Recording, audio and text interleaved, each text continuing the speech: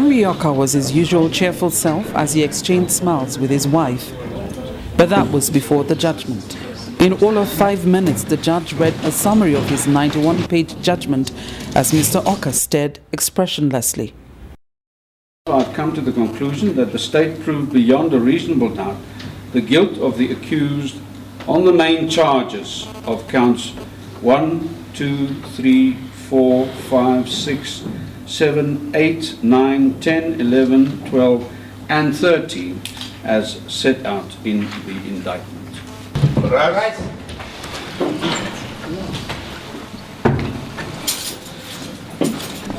His distraught wife was led outside the court to grapple with the news she just heard.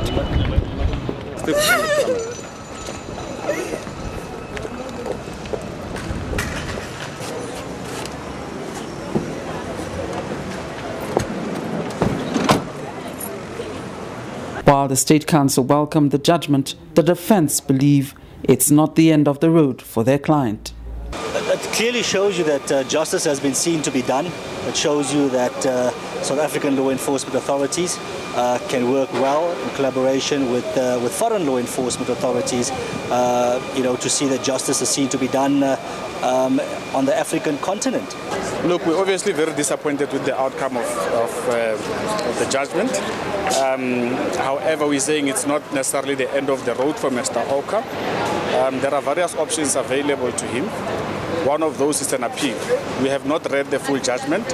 We're still going to do that, and we'll take it from there. What does it carry? Well, it carries anything from, it's really up to the judge. He can even impose life. But there's no need for us at the moment to talk about sentencing because we're still going to argue for mitigation next week. The trial proper began on the 1st of October last year and arguments were closed in December. The trial was brought against Henry Okah by the South African government under its Anti-Terrorism Act No. 33 of 2004 as part of its obligations as a signatory to various global anti-terrorism agreements.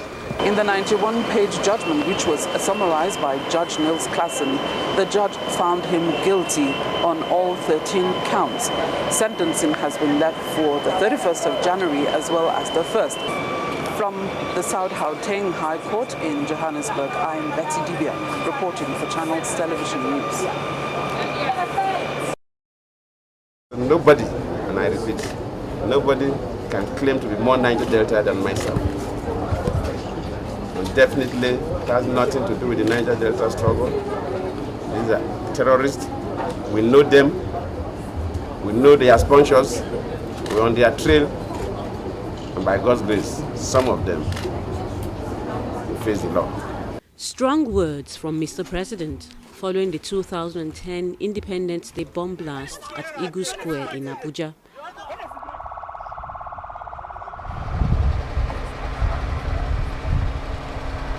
It's taken 3 years, but his words finally appear to have come to pass with the conviction of MEND leader Henry Okah on 13 counts related to acts of terrorism. Henry Okah was found guilty of spearheading the Abuja Independence Day bombings, which left 12 people dead, and was also convicted of being the brains behind the bomb blast close to Government House, Warri, Delta State, on March 15 during a post-amnesty meeting.